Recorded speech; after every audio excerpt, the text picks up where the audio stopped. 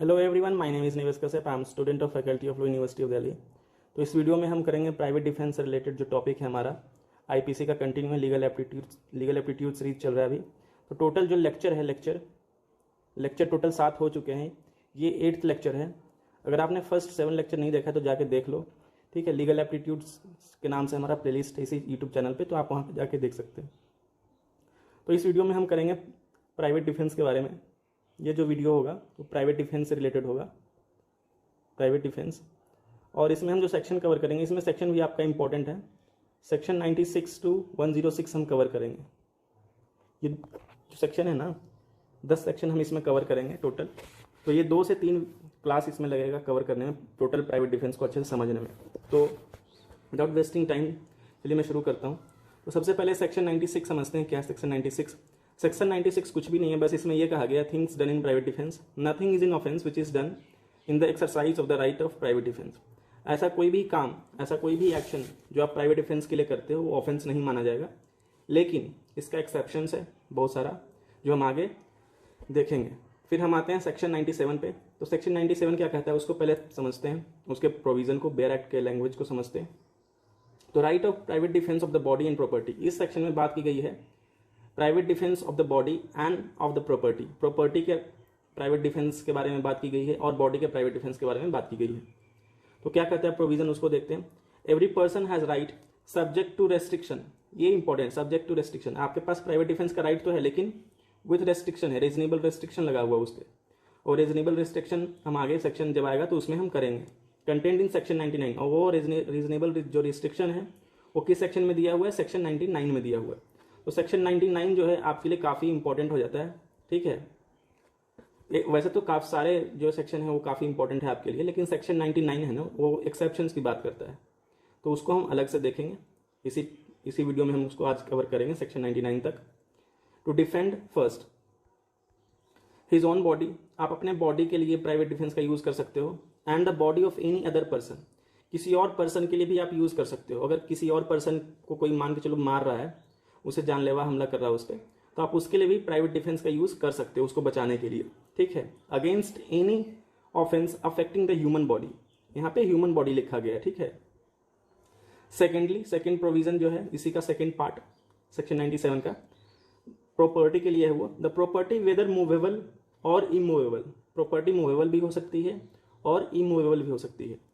Of himself, खुद की property हो सकती है, और ऑफ एनी अदर पर्सन, या दूसरे की भी प्रॉपर्टी हो सकती है। Against any act which is an offence falling under the definition of theft, ये आपको याद रखना है। वो जो ऑफेंस होगा प्रॉपर्टी के लिए वो थेफ्ट का होना चाहिए, रॉबरी से रिलेटेड होना चाहिए, मिसचीफ से रिलेटेड होना चाहिए, और क्रिमिनल ट्रेसपास से रिलेटेड होना चाहिए। या फिर इस तरीके के अटेम्प्ट करने की कोशिश के लिए भी आप प्राइवेट डिफेंस अंडर सेक्शन 97 का यूज कर सकते हो। यहाँ लिखा हुआ है attempt to commit theft, robbery, mischief और criminal trespass.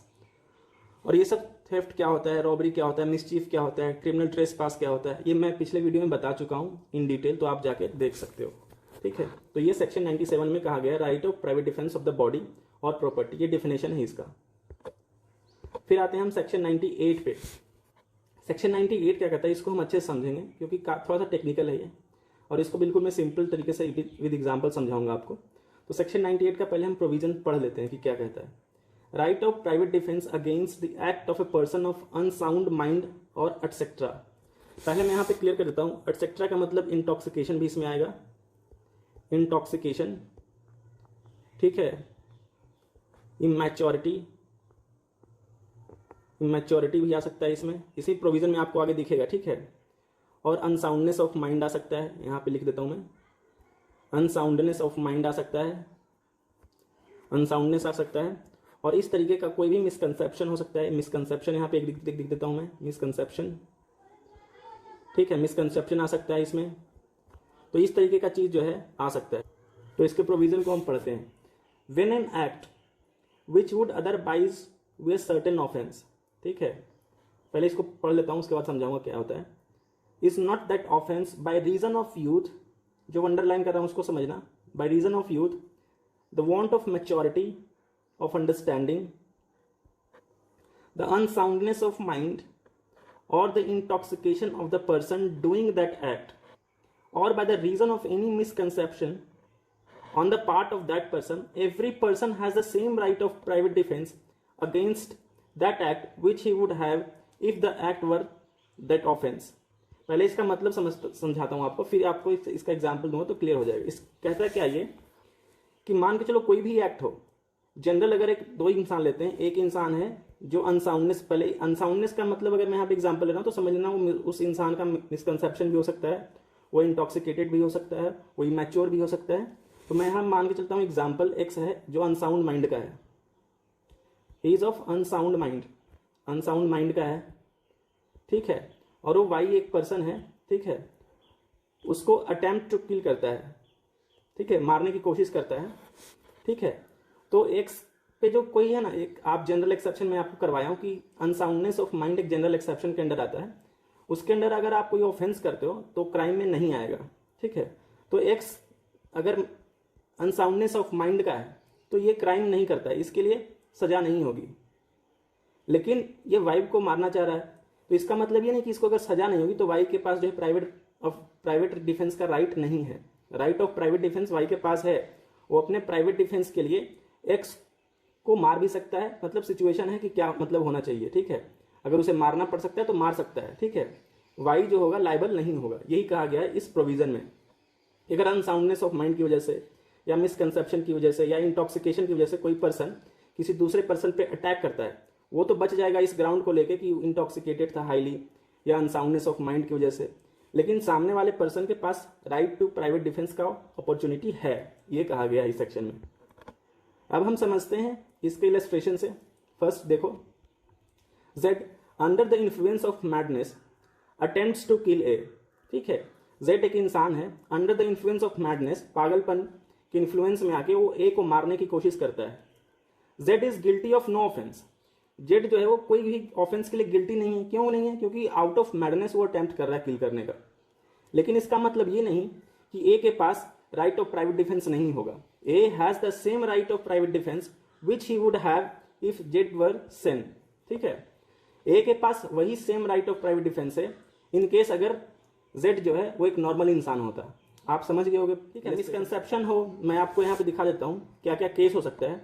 First, unsoundness of mind हो सकता है, अनसाउंडनेस ऑफ माइंड हो सकता है, अनसाउंडनेस ऑफ माइंड, ठीक है। दूसरा हो सकता है मिसकंसेप्शन हो सकता है, मिसकंसेप्शन हो सकता है, इंटॉक्सिकेशन हो सकता है, इंटॉक्सिकेशन हो सकता है। इंटॉक्सिकेशन कैसा होना चाहिए, मैं पढ़ाया हूं जनरल एक्सेप्शन में ये चीज, वो हाई होना चाहिए, ठीक है, एंड इनवॉलेंट्री होना चाहिए, इनवॉलेंट्री होना चाहिए। ये नहीं कि आप इंटॉक्सिकेटेड हो तो माफी मिल जाएगी, ऐसा नहीं है। हाई होना चाहिए, इवन वेरी हाई होना चाहिए, जिससे आप कॉमन इंसान की तरह बिहेव नहीं कर सकते हो, आपका जो माइंड है वो आपके कंट्रोल में नहीं है। और वो इनवॉलेंट्री होना चाहिए, मतलब जबरदस्ती आपको पिलाया गया हो। इंटॉक्सिकेशन होना चाहिए, या फिर क्या हो सकता है, इमैच्योरिटी, किसी वजह से, ठीक है, किसी वजह से जो है आप इतने मैच्योर नहीं हो या साउंड स्टेट ऑफ माइंड में नहीं हो कि आपको समझ में आए। इस तरीके का कोई भी इंसान, ये सब क्या ना जनरल एक्सेप्शंस में आते हैं। लेकिन अगर ये कोई क्राइम करता है, मान के चलो एक्स पर्सन है, उसके अगेंस्ट में उसको मारने की कोशिश करता है ये लोग, एक ये वाई है, ठीक है, वाई है जो ऐसे ऐसे लोग हैं वाई वाले, और एक्स जो है एक नॉर्मल इंसान है, ये नॉर्मल इंसान है, तो इस पे अटैक करता है किल करने के लिए, तो ये तो बच जाएगा अगर इनके पास जनरल एक्सेप्शन का वो है क्राइटेरिया। लेकिन एक्स के पास भी equally right of private defence का जो है प्रोविजन है, आप इसका डिफेंस ले सकता है एक्स, ठीक है, वही कहा गया सेक्शन 98 में समझाया गया। तो ये उम्मीद करता हूं आपको समझ में आ गया होगा, ठीक है। फिर हम बात करते हैं सेक्शन 99, ये काफी इंपॉर्टेंट है और इस वीडियो में यहीं तक करूंगा मैं, क्योंकि काफी लंबा हो जाएगा फिर वीडियो। नेक्स्ट जो लेक्चर होगा उसमें हम आगे कंटिन्यू रखेंगे इसको। तो सेक्शन 99 क्या कहता है, पहले उसको हम समझते हैं प्रोविजन को। और प्रोविजन इसमें काफी बड़ा है, इसमें मैंने छोटा सा डाला है, बाकी इसको बाइफरकेट करूंगा मैं पॉइंट्स में, ताकि आपको समझ में आ जाए। तो सेक्शन 99 कहता है acts against which there is no right of private defence. ऐसे भी कुछ एक्ट्स हैं जहां पे आप प्राइवेट डिफेंस का यूज नहीं कर पाओगे, ठीक है, आप प्राइवेट डिफेंस का क्लेम नहीं ले पाओगे, ठीक है। तो इसको पहले पढ़ लेते हैं थोड़ा सा। There is no right of private defence against an act which does not reasonably, ठीक है, ये देखो, reasonably cause the apprehension of death और ऑफ ग्रीवियस हर्ट, ठीक है, दो हो गया। एप्रीहेंशन ऑफ डेथ होना चाहिए अगर आपको प्राइवेट डिफेंस का क्लेम लेना है, तो एप्रीहेंशन ऑफ डेथ यानी कि मौत का डर, या ऐसा डर हो कि मौत हो सकती है, तभी आप ले सकते हो। अगर ऐसा नहीं है तो आप प्राइवेट डिफेंस क्लेम नहीं कर पाओगे। अगर इस चीज़ का भी डर नहीं है, ग्रीवियस हर्ट का भी डर नहीं है, सपोज करो कोई एक डंडा लेके आपको मारने के लिए आ रहा है और आप उसे गोली से मार देते हो, तो एक डंडा मारने से नॉर्मल इंसान जो है नॉर्मल केस में मरेगा नहीं, तो वहाँ पे आप प्राइवेट डिफेंस क्लेम नहीं कर सकते। वही कहा गया है, वहाँ पे रीजनेबली होना चाहिए, रीजनेबल होना चाहिए ग्राउंड। एप्रीहेंशन ऑफ डेथ और ग्रीवियस हर्ट इफ डन और attempted to be done by public servant acting in good faith, अगर कोई पब्लिक सर्वेंट गुड फेथ में एक्ट कर रहा है, उस केस में भी आप प्राइवेट डिफेंस का क्लेम नहीं ले सकते हो, ठीक है। Under the colour of his office though the act may not be strictly justifiable by law. इसको मैं समझाता हूं आपको, इसका इंग्रेडिएंट क्या क्या है। फर्स्ट, प्राइवेट डिफेंस आप कब नहीं ले सकते हो, जब when there is no apprehension of death या फिर ग्रीवियस हर्ट, ठीक है, इस केस में आप नहीं ले सकते हो अगर एप्रीहेंशन नहीं है तो। दूसरा क्या है, ठीक है, अगर कोई पब्लिक सर्वेंट है, public servant acting in good faith, अगर वो गुड फेथ में वर्क कर रहा है अंडर द लॉ, ठीक है, उस केस में भी आप प्राइवेट डिफेंस यूज नहीं कर पाओगे, ठीक है।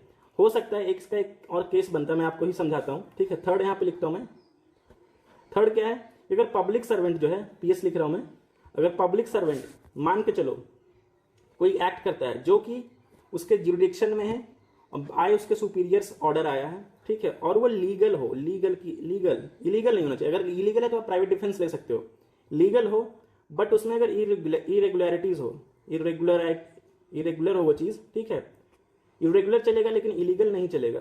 अगर इलीगल रहेगा तो आप प्राइवेट डिफेंस ले सकते हो।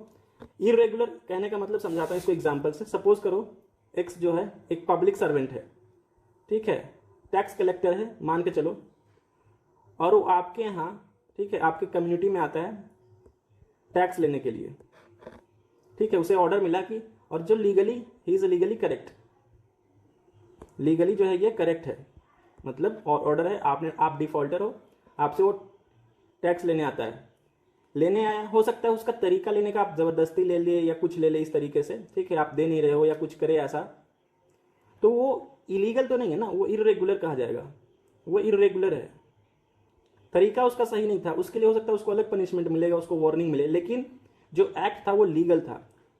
इरेगुलर क्या होता है, जस्टिफाइड नहीं होता है, कोर्ट उसे जस्टिफाई नहीं करती है।